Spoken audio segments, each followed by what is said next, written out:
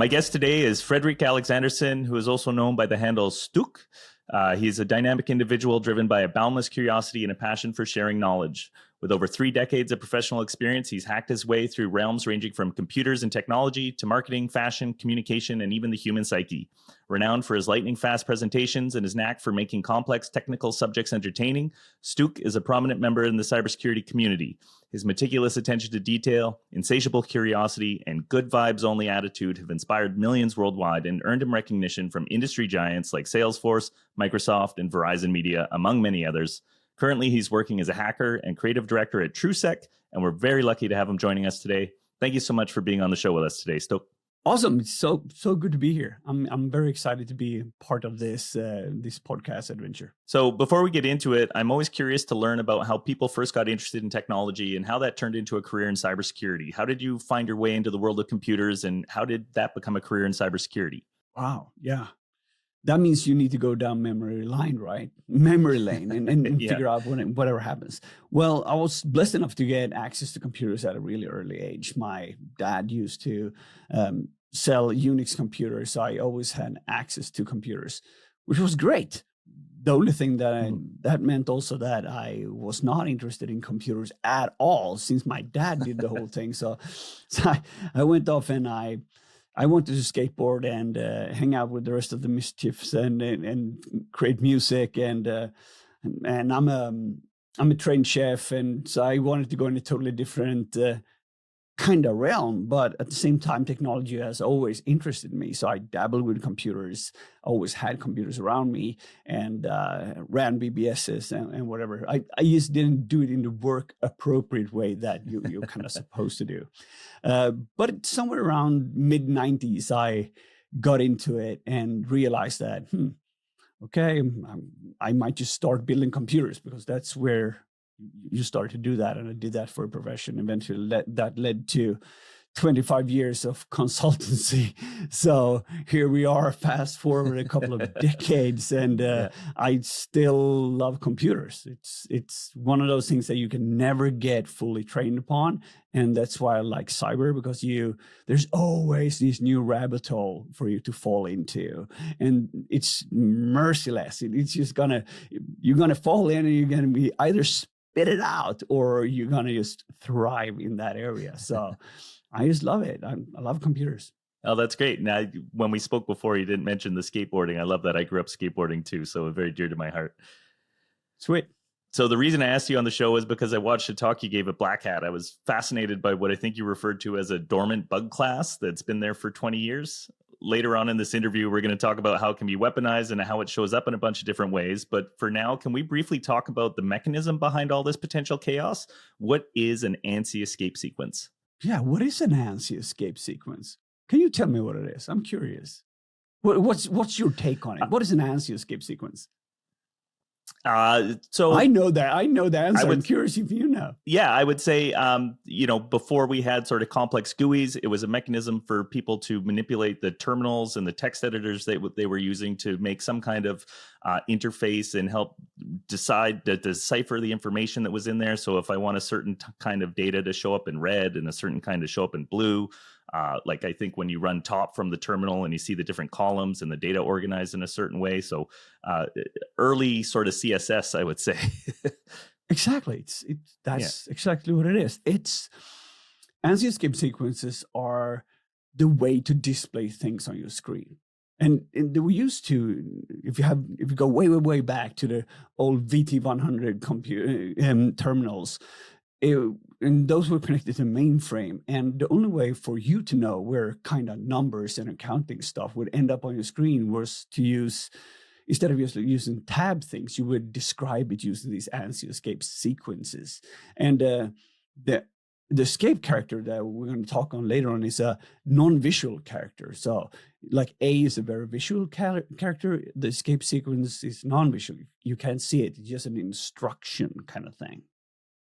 Yeah. But yeah, in short, it's a way to display graphics, but also, execute commands within a terminal. That would mean remapping in the old days, that would be remapping keys on the terminal, or making things print, or you can use it in all really good ways. I just thought that maybe there were ways to make shenanigans with this, and dove into the back class. Right. And so just for the listeners who might not be familiar, the ANSI escape sequences are in line with the text that's being processed by the terminal or whatever command. And so it starts with control sequence introducer, which prompts the thing that's reading the text to, okay, now I'm in sort of program mode. And then there's a series of commands, and they don't stop looking for commands until we have a string terminator or a bell command. So a opening tag and then an ending tag, and everything in between is considered programmable content. Yeah, that's totally right. That's one of them. Control sequence introducer are primarily used to set colors, but you have operational system command, which is the OSC, is another one. And then you got all these other dynamic ways to communicate with them. It's a pretty vast standard. It's tricky to figure out how it works. It took me a good year maybe to just dig in to try to understand, all the bits and pieces, because these are things that's been around forever. We take them for granted. Most of our systems that we run, in one way or if you are a CLI person, if you're using a terminal, if that means that you're using PuTTY on Windows or Windows Terminal or whatever you're using, or if you use SSHing into a box, that is a terminal. That means that instruction is going to end up on your screen, and that's actually what it is. It's the one displaying things on your screen. Period. Yeah, and that's sort of one of the things that I really found fascinating. Is it's so old. I think you listed 1978, which is the year I was born, so it's as old as me. So it's in a lot of different things. So, right away I think of text editors like Vim and PuTTY, the terminal. Is there anything else that will recognize anti-escape characters? Well, it's primarily a terminal language. So anything that's more like a CLI. But let's say that you're using, let's say that you want to manage your boxes over at DigitalOcean or AWS or whatever. And you decide that, okay, Web GUI is not enough. I'm just going to connect to the box, and you say connect, and it's going to give you like a terminal kind of looking window. And that is normally something called Xterm.js, which is a JavaScript-based version of a terminal. Still TTY traffic going back and forth between your box and your browser. But I would say primarily ANSI escape sequences and the things that they affect needs to be living in terminal land. So the fundamental mechanism is everywhere in all these terminals, but it's kind of different for the language underneath, I guess. Like you'd listed that in Bash, it's octal, Python, it's hex, Java and JavaScript, Unicode, PowerShell, it's decimal. So like this single idea, but it's not standardized at all. And so depending on the platform and the terminal, it shows up in different ways. Yeah, that's true. And I think that primarily has to do with all these different programming languages or things to interpret things. And just to get realized, the talk that I did was about weaponizing plain text. And we're talking about terminals primarily because I found ways to manipulate terminals in ways where shit just went bat crazy. So if a forensic engineer that want to protect the system has a breach, and the first thing they do is that they need to collect all the log files. And if a malicious actor then were able to manipulate those log files, you will lose integrity. And if you don't have any integrity and can trust your files, then what can you trust? Because as I mentioned in my presentation of a Black Hat, there's this wild, this idea where people think that, logs don't lie, but people do. But what happens when you eventually end up in a situation where you can no longer trust your log files? Who can you trust then? So I wanted to find a way to, was there a way for us to weaponize plain text in ways that people would take for granted? And what would be the consequences of that thing? Because we need to sanitize the input and escape the output. And that's something that's very, very common because that seems to be everywhere. So what we're talking about now is that we're talking about anti-escape sequences. That's the carrier for these kind of payloads that I eventually find out through years of research. And to explain that, now you know the background kind of to it. So that's why you need to understand that it's a very broad standard in its own way, because like you mentioned, it's octal, hex, Unicode, decimal, depending on the one that's kind of going to parse it, and they show up in all these different ways and forms. The terminal is usually quite nice to just render whatever thing you throw at them if they can interpret it. Yeah. But that also gives us the possibility to smuggle things into places where they're kind of not intended to be, and eventually down the line it's going to be parsed by someone, and then shit just hits the fan. And that's why it's really interesting. Yeah, Yeah, and so log files is what I was going to bring up next, and this is where, like you said, you realize it could be weaponized, and we talk about like responders to people responding to incidents and stuff like that. They start looking at the log files first thing, and what do? They use things like cat, grep, tail, awk, and which basically processes this stuff through the terminal. Where if the threat actor had inserted this anti-escape sequence, they could get the terminal to then run something. So you mentioned, I think it was OSC. Is that the system commands that can be accessed through this? Yeah, operational system command. It's and it's meant to be there. It's like, let's say that you wanted on a terminal, for instance, let's say that you wanted to programmatically say that, okay, function key F2 means print screen. Mm-hmm. That's something you programmatically can put in there, but it's also that means you can also send it as an escape sequence that tells that thing's going to happen. It doesn't seem that bad. Like of course you can. I mean, if I can print my screen by normally if I'm on Windows like Control P or whatever, I mean I can do that. It's not like that's a really weaponized thing. But what happens if you're catting a log file and then suddenly all these things pop up on your screen? And one thing I realized is that back in the days when we used to have matrix printers, one thing that we did is that if you had a log file and it's running and you're kind of like tailing it, what it's going to do is that matrix printer is going to stand next to you and have these paper copies and just print it all up. So somebody eventually going to sit and read through those, which is a great backup though. But that means that we're also able to tell the terminal that whatever output that you have on your screen is supposed to go to this printer buffer that no longer exists, which means there's going to be no output on your screen because we send it somewhere else.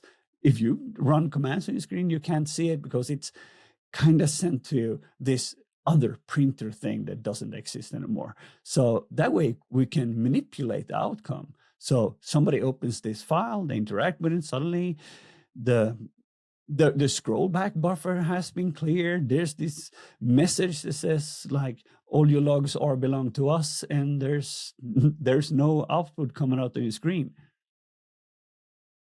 That's doable. Yeah, and one of the examples that you showed in your talk too that I thought was pretty intense was printing enough emojis that it brought down the whole box. There's lots of malicious ways it seems that these things can be inserted and run. Absolutely. And that's I wanted to do this research because I'm malicious in a way, but I also want to do it because I wanted to prove that you can't just patch yourself through everything. You need to think about whatever you input that happens. And I wasn't really interested in just having this RC that you just pop the thing, you can patch it, and you're done with it. I wanted to figure out whatever things in this standard are in there that in a way could be misused or manipulated in ways that it shouldn't be. And one of them are the CSI B character, which is what it says actually. It's really good for measuring how wide the screen is. It used to be like 80 characters wide. And if you wanted to see how wide the screen was, you would say, please repeat this character X amount of times. And if it overflows, then I know it's the size of the screen is said size. But it's not usually limited to just have 80 characters.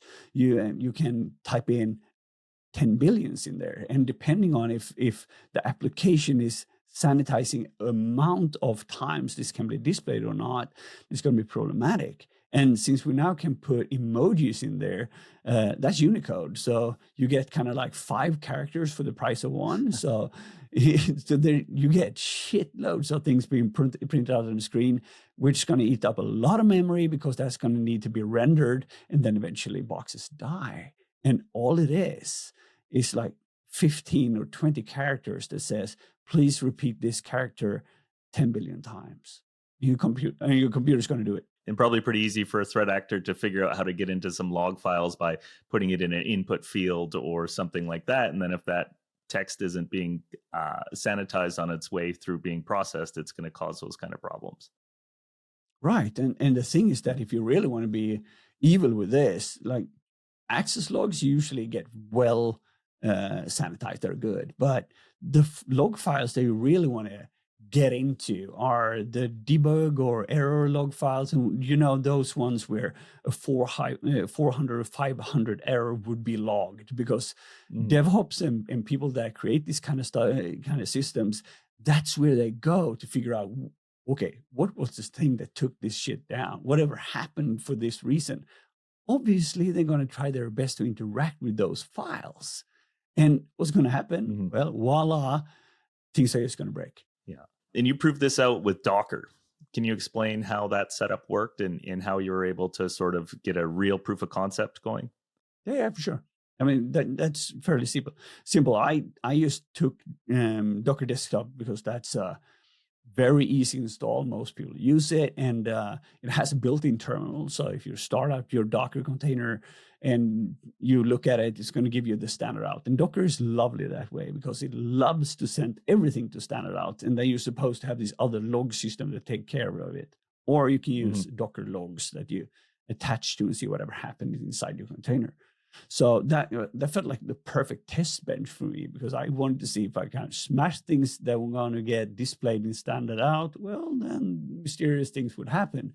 And so I did that. And I had no intention of seeing what happens, because I did like 10 times, 20 times, whatever. Then I did a control B one and then smashed in like 10 million and sent it away in a normal kind of Docker container. It was even their own like getting started kind of web Nginx thing that runs there.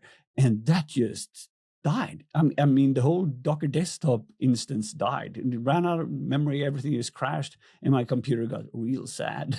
And the only way to just get back to it was to kill the process, start Docker Desktop up again. And the second I touched that terminal or checked the log file or whatever, bam, we smashed again, and I was game over. So don't play around with it in prod. I mean, then you're going to be real sad if you need to figure a way to solve that. You probably need to go and clear those logs or sanitize things.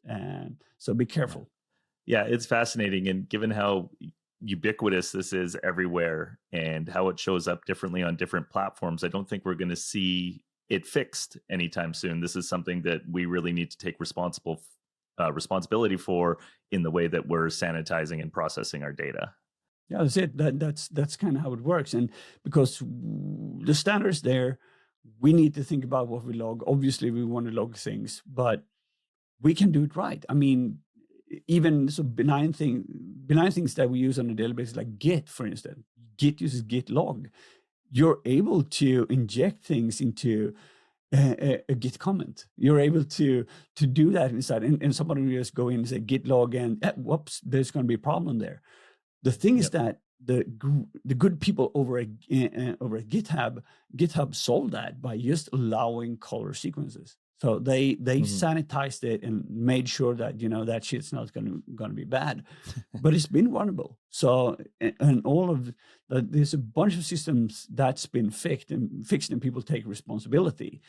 I just want people to carefully be able to do things, and I think we should approach it where I want people to be able to look at their log files or do forensic investigations without the fear of shit just getting smashed in there, because we take care of all our other things that could be shady. So we need to check at this too. And because if we don't, problem might happen. I mean, there's Yeah. multiple CVs out there where it's RC is happening in local user space, and that depends on what terminal you're using. But then again, this every 10 years or so, somebody drops research around this area. It seems to be a common thing. There's going to be someone in the next 10 years that's going to say like, yeah, STÖK did this thing and somebody else built on that, and voila, boom, there's going to be a problem. So yeah, we're living with it. Wow. Okay. So, well, the last question I have for you is the one I ask for everybody that comes on the show. It can be as wide or as narrow as you want. Do you have any predictions for the future of cybersecurity? Yeah, we're all going to die. AI is taking over, and rest in peace, everyone. No, I think that I think the future of cybersecurity is having real good detections in place. We need to have full coverage of everything, because I'm so tired on the whole narrative that says that, but red team always wins, and all the defenders need to protect everything, and an attacker, all they need to do is just to, have one successful thing and it's win. I disagree. If you have good protections in place, MDR, SOC people 24/7 looking at your stuff, full coverage, hardened lockdown systems, okay.